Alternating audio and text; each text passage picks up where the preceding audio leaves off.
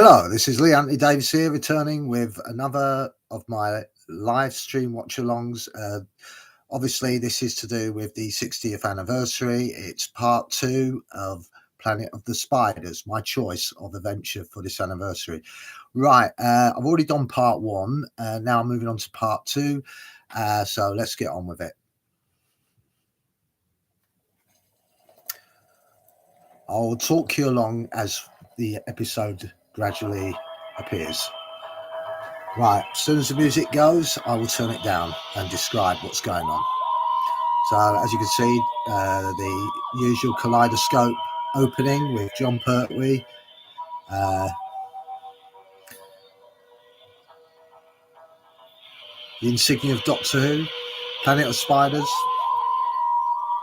by Robert Sloman. Part 2. So, I better turn this down quick.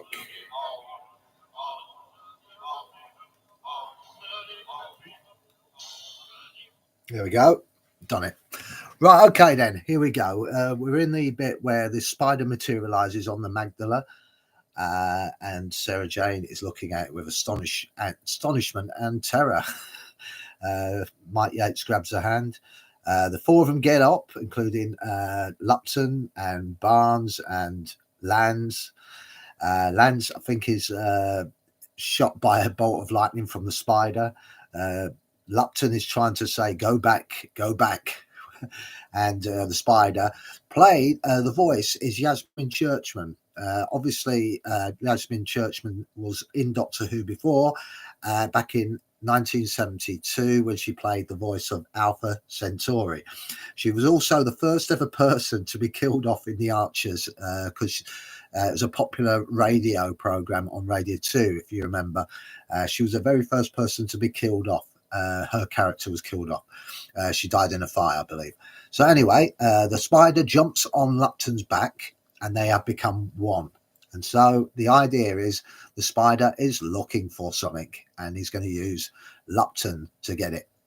So we cut back to the shot of the Brigadier and the Doctor talking about the death of Professor, what killed him. And the Doctor is obviously going to say that he will try the same situation as the Professor did by looking into the crystal and having it monetized on the screen so they can see what he last saw. So anyway, they're looking at the screen. He flips the switch and on comes the image, and what they see are spiders. This is the last image the Professor saw before he died. So anyway, talking about John Cain again, who ended up being a writer for many sitcom shows and many other stuff, who plays Tommy in this one. Basically, he played his character Tommy all the way to BBC TV Centre, because when he had to hail a taxi, he wanted to try out his new character on this unsuspecting taxi driver.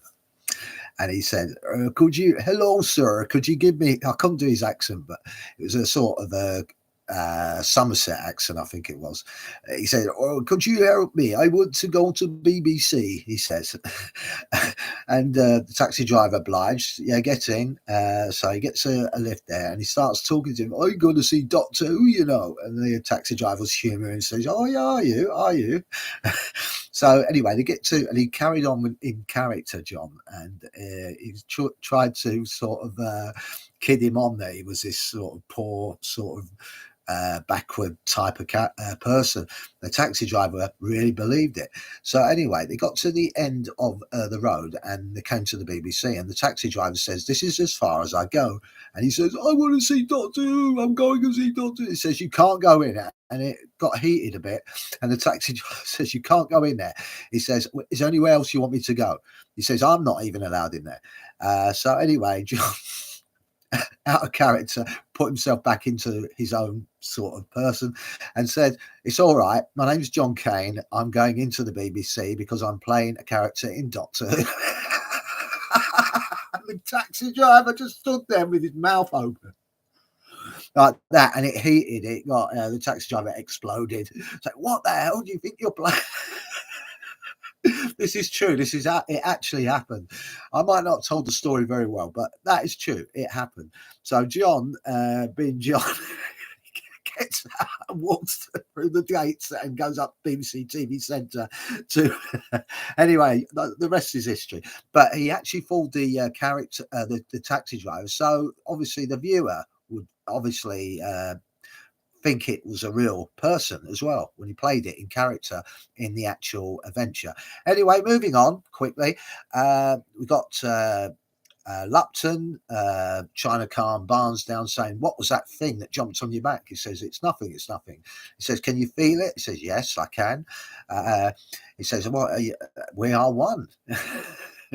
So anyway, John, who plays Lupton, I'll tell you a story about him in a bit. Not yet, but I will do.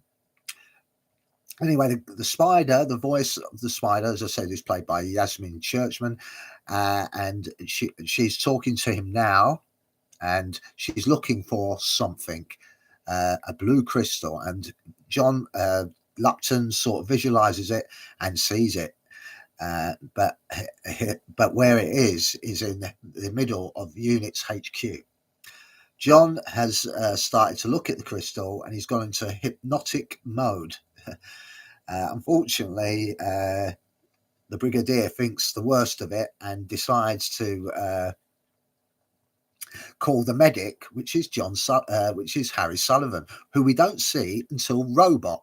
So all you hear he mention him on the phone. "Get me the medic, Harry Sullivan." Forget it, Sullivan. The doctor is woken up by the smell of coffee brought by Benton. So anyway, the doctor is sipping his coffee. The Brigadier says, "Never mind the blessed coffee. What about the spiders?" And then the doctor reminisces about a story. Now, you know, Brigadier, it is funny. There's a lot of humour in this as well, so you can expect a lot of things added in for John, because this is John's final adventure, and so they did a lot. And I'll tell you something else. There's something else I'm going to tell you about the chase. Now, that was a scene made for John. As you know, he liked all those gadgetries, all those machines that he liked to get involved in on the Hoomobile. Also, not forgetting the gyrocopter. These were conveniently placed for John to get in. Now, I'm going to let you into, well, you probably know the secret. John didn't actually drive those machines, especially in the most difficult things like the going into the air, because it was done by the guy that owned it. He was also included in, he had a part in it, but he didn't talk. He just got belted by a bolt of lightning from Lupton's hand when he was going to steal the hovercraft or the boat or whatever. So anyway, but there were scenes where John would look at the camera to show that it was actually him riding it. And it was him driving the boat. He was also in the gyrocopter, but it was edited, so it looked like John was actually doing the whole thing, but he wasn't. It was a stunt double. And also the guy that owned it as well was also, because he knew how to drive it properly. And John, as you know, didn't like running because he had a dodgy knee. So he had to make sure that he didn't have to run too far. So anyway, we're at the scene now with Sarah Jane and the doctor. The doctor's writing notes down. The blue crystal is on the table there. Sarah's looking at it. Now, there was something that Barry Letts told Elizabeth not to do, was put her hand in it while the crystal was there, because it would spoil the effect, as it wasn't there. It was sort of edited. And so she doesn't put her hand in it until the crystal disappears. You'll see. So I'll let you know when that happens. But Sarah Jane walks away, starts talking out loud about spiders, and John says there isn't any spiders on Metabilis 3, not when I was there. And John says, "Now listen, Sarah, this is very important."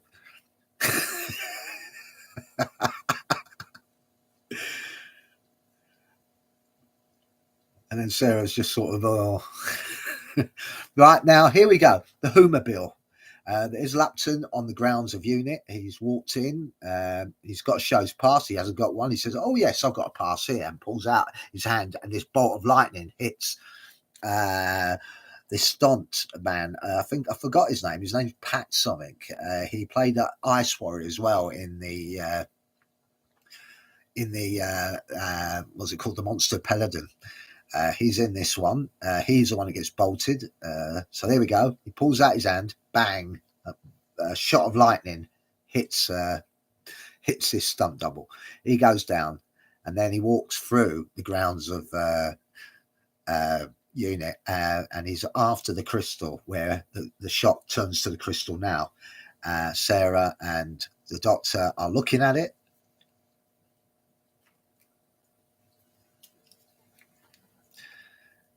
Sarah is saying something about if the crystal's that powerful, can it be used for evil? You know, and the Doctor says if the person has an evil intent. So anyway, there's just a little bit of banter going on here. Nothing much going on. It's just basically chatting to each other as they're looking at the crystal.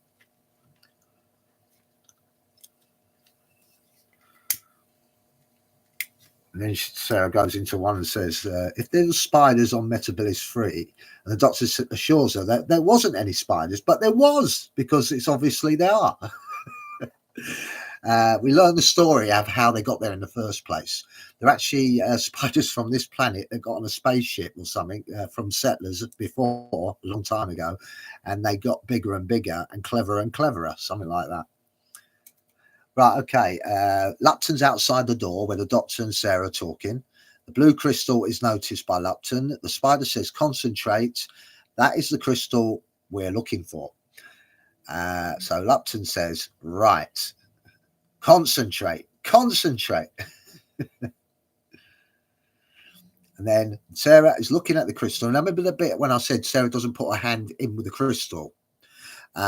She doesn't wave or anything. She has to keep her hands away from that shot scene. But when the crystal disappears, you'll see her put her hand on the table where it was. The crystal that dematerializes is the same way they do it with the TARDIS, you know, the editing bit, but it's not actually there.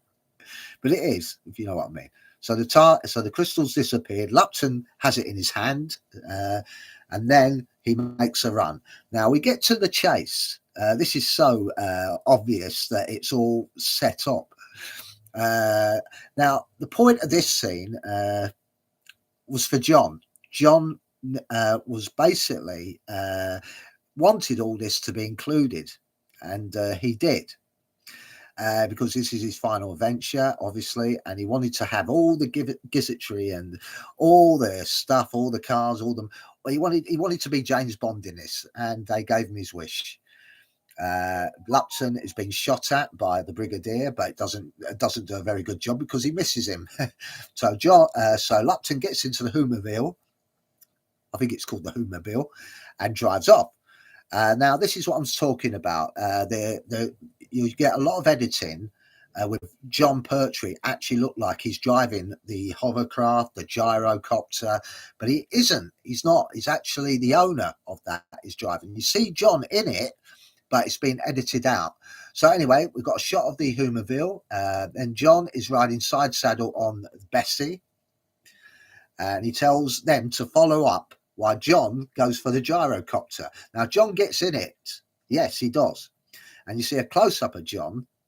Now we come back to the hovercraft again. There we go. We come to the helicopter, the Bessie with the Brigadier and Benton in. Then the Whomobile with Lupton in. And then John in the gyrocopter. John is in that, but sadly John is not in the air with it, I can assure you. It's the owner. As you can see, the guy that's in it doesn't look like John Pertwee. I know it's from a distance, but it's not John Pertwee, I can assure you.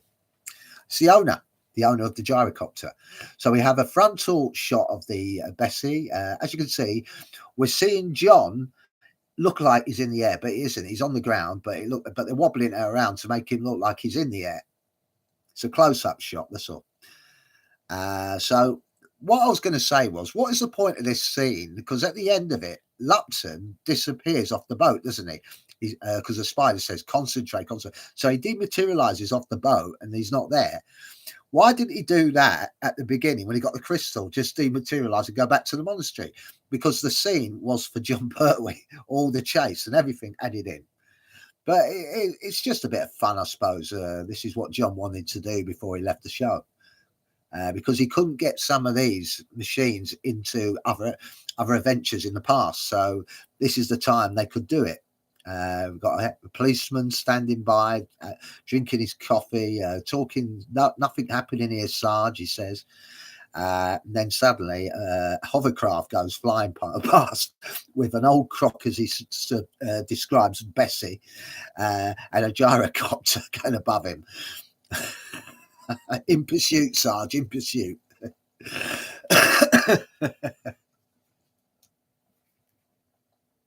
So anyway, here we go. The cop car is on his way. The Panda, the old Panda car. You know, you don't see these anymore. So anyway, the hovercraft turns left sharply, followed by Bessie, and then we have the police car behind them.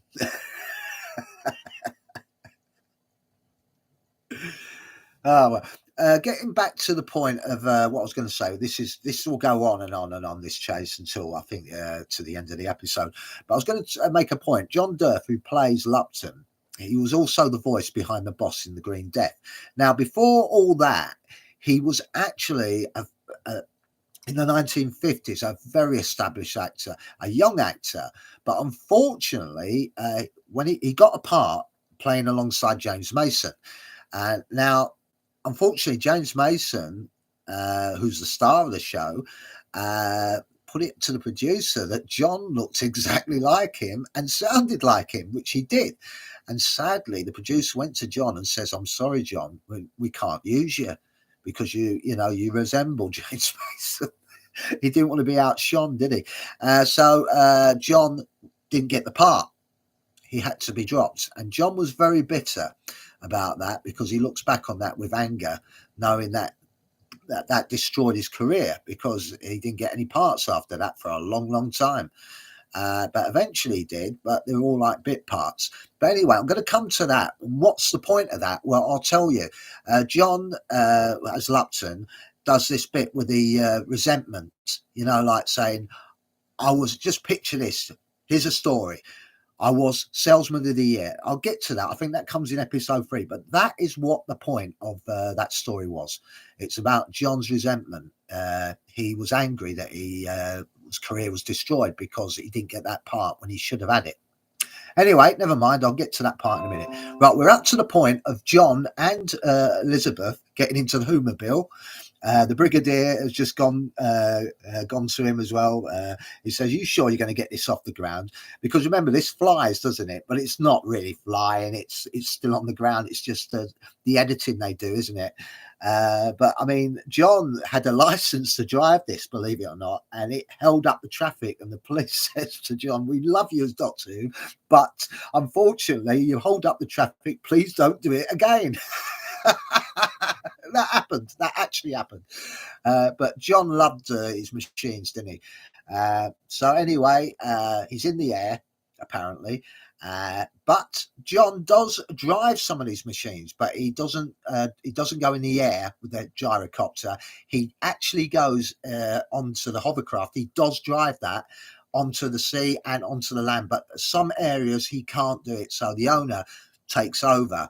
As you know, there's a lot of editing going on, so it's all been cut here, cut there, and everything to make it look like John is doing the whole lot, but he's not, I can assure you. Anyway, we see the sort of false scene, like we got the background and everything, see the helicopter and the gyrocopter, or whatever it is, and the Whomobile side by side. It's all obviously smoke and mirrors, but it's all good fun. There's Lupton with his helmet on, but he's obviously not in the air. He's on the ground as well, but it's the shot of the cameraman that does it. We're seeing sort of I don't know, background again with some with the film. It's like a film, in it, with them sit there. They wobble the Hummerville about to make it look like it's in the air, but it isn't. So John's got out of the helicopter, the gyrocopter, and John and the other John, that's the doctor, has now with Elizabeth are now heading for the ground because the gyrocopter has run out of fuel. Okay, so we're up to that point now. Now this is, remember, this is the chase. This is the irrelevant scene called the chase in this Planet of Spiders. It wasn't really necessary to use because, like I said, at the beginning, you know, when he gets the blue crystal, Lupton, he has it in his hand. Then he does all this running and he gets the copter and all that and run, and John's chasing him. All he had to do was materialize back to the monastery to skip all that. But it was to do with John Pertwee, you know, being his final adventure and having to have all those things for him, because it was nicely laid on, wasn't it? The helicopter's one place, the Hummerville was another, so it was all convenient. But anyway, we're coming to the final part of the chase now. The hovercraft is now just pulled in. We're ridden by the actual owner, who gets his. This is a part he gets. He doesn't talk in it. He gets shot by a bolt of lightning out of Lupton's hands when he goes like that.